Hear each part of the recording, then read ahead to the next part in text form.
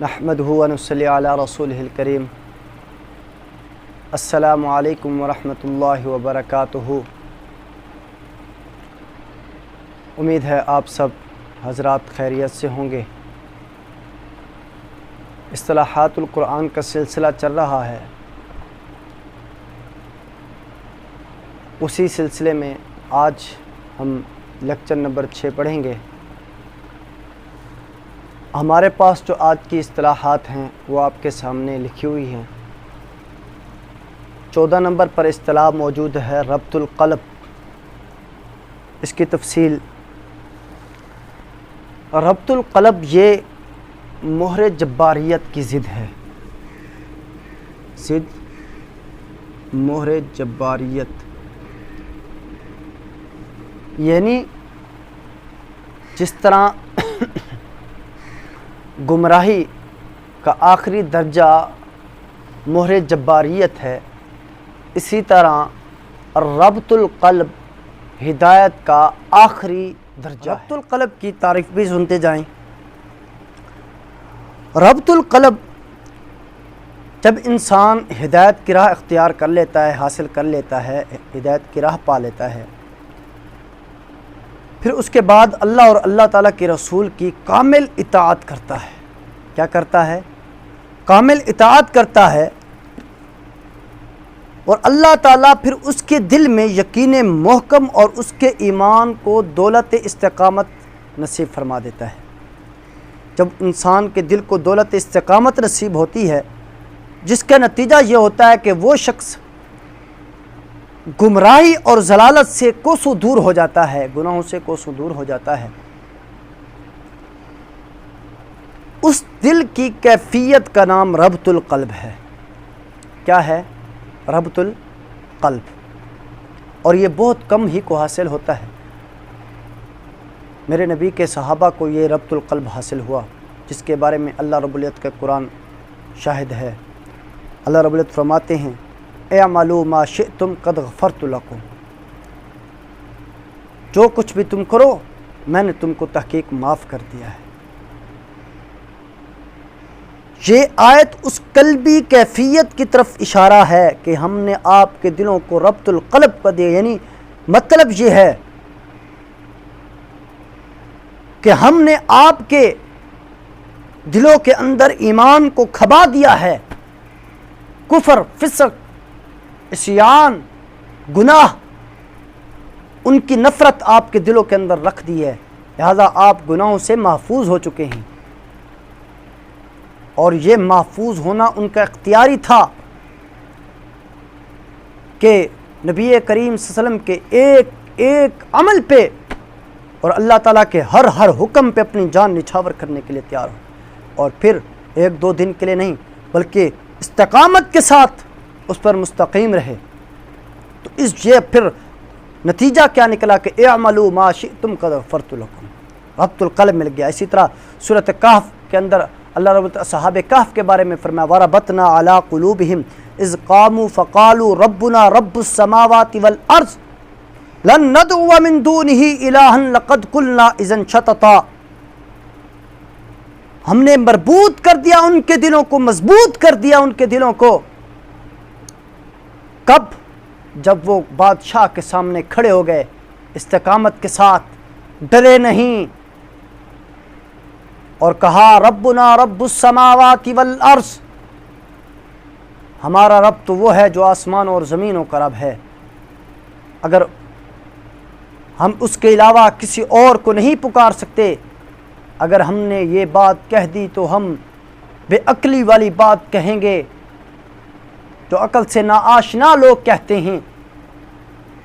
عقل تو یہی کہتی ہے کہ جو زمین و آسمان کا رب ہو وہ سب کا رب ہونا چاہیے، جس نے زمین و آسمان کو پیدا کیا وہ سب کا رب ہونا چاہیے، جس نے اس آسمان سے پانی نکال کر ہمارے لیے روزیاں پیدا کی وہ سب کا رب ہونا چاہیے، جس نے زمین کے اندر جتنی چیزیں بھی پیدا ہوئیں ان سب کو پیدا کرنے والی جو ذات ہے وہ سب کی رب ہونی چاہیے۔ لیکن لوگوں کی عقل ماری گئی ہے، مت ماری گئی ہے، اور یہ سبق اصحاب کہف والوں نے دیا ہے کہ عقل والے صرف ایک اللہ کو کیا کرتے ہیں؟ اپنا رب مانتے ہیں، اپنا الہ اور معبود مانتے ہیں، تو اللہ تعالیٰ نے ان کو دلوں کو کیا کر دیا؟ مربوط کر دیا۔ تو میں بات پہلے بھی بیان کر چکا ہوں، ربط القلب یہ ہدایت کا چوتھا درجہ ہے۔ پہلے نمبر پر درجہ انابت ہے۔ اگر انسان کے دل کے اندر ضد و عناد نکل گیا، انابت آ گئی، رجوع آ گیا، اپنے دل کے برتن کو سیدھا کر کے اس نے رب کے قرآن کو، نبی کے فرمان کو سنا، تو اللہ تعالیٰ اس کو ہدایت نصیب کرتا ہے۔ دوسرا درجہ ہدایت ہے۔ انابت کے بعد دوسرا درجہ ہدایت ملتی ہے۔ پھر جب ہدایت مل گئے تو پھر اس انسان کو چاہیے کہ پھر اس پر استقامت کے ساتھ، لوگ تانے دیں، پبتیاں کسیں، تکلیفیں دیں، مصائب آئیں، لیکن وہ اپنے اس دین پر، اس عمل پر مستقیم رہے، استقامت کے ساتھ رہے، تو پھر اللہ رب العزت اس کو چوتھا درجہ عطا کرتے ہیں، ربط القلب والا، کہ جس سے وہ انسان گناہوں سے محفوظ ہو جاتا ہے، اس کو پھر کوئی کفر کی طرف لے کر جا نہیں سکتا۔ ہمارے پاس 15ویں نمبر پر جو اصطلاح موجود ہے وہ ہے مسئلہ انابت۔ اس کی میں تھوڑی بہت بیان کر چکا ہوں۔ یہ ربط القلب چوتھے جو درجہ ہے ہدایت کا، سب سے پہلا درجہ جو ہے وہ انابت کا ہے۔ انابت یہ ہے کہ جب انسان کے دل سے ضد و عناد نکل جائے، پھر انسان سیدھے دل کے ساتھ، اپنے دل کے برتن کو سیدھا رکھ کے، جب انسان کسی کی کلام کو، رب کے کلام کو یا نبی کریم صلی اللہ علیہ وسلم کے فرمان کو سنتا ہے، تو پھر اس کے بعد اس کو ہدایت اور کلمہ توحید اور دعوت توحید سمجھ میں آتی ہے۔ اگر دل کے اندر انابت نہیں ہوگی تو حقیقت جان لیجئے آپ کو کچھ بھی سمجھ نہیں آنے والا، کچھ بھی سمجھ نہیں آنے والا۔ آپ کہیں گے یہ مولوی غلط بات کر رہا ہے، یہ مولوی تو گستاخ ہے، یہ مولوی تو فلاں ہے، فلاں ہے، فلاں ہے، لیکن حقیقت کے اندر وہ آپ کو سیدھے راستے کی طرف بلا رہا ہوگا، لیکن آپ کے دل کا برتن سیدھا نہیں، آپ کے دل کے اندر ضد ہے، بغض ہے، عناد ہے۔ اس وجہ سے آپ کو اس کی بات سمجھ میں نہیں آ رہی۔ جب بھی کسی کی بات کو سننا ہے، کسی مولوی کی کلام کو سننا ہے، بات کو سننا ہے، تو سیدھے دل کے ساتھ سنیں، انابت کے ساتھ سنیں۔ اگر وہ جھوٹا ہوگا تو آٹومیٹک آپ کے دل کے اندر یہ بات آ جائے گی، بھائی جان اس نے بات یہ غلط کی ہے۔ اگر وہ سچا ہوگا تو آپ کے دل کو وہ بات لگے گی، آپ کا دل چاہے گا کہ یہ مولوی جو کہے نا، یہ بندہ صحیح بات کر رہا ہے۔ تو ضد و عناد کو سائڈ پر رکھ کر سیدھے برتن کے ساتھ آپ رب کے قرآن کو اور نبی کریم صلی اللہ علیہ وسلم کے فرمان کو سنیں۔ یہ ہے انابت۔ یہ کیا ہے؟ انابت۔ اس کی اللہ رب العزت نے قرآن مجید میں بہت جگہ پر اللہ رب العزت نے فرمایا کہ جو شخص منیب ہوگا اس کو ہدایت حاصل ہوگی۔ پہلی مثال میں آپ کے سامنے رکھ رہا ہوں،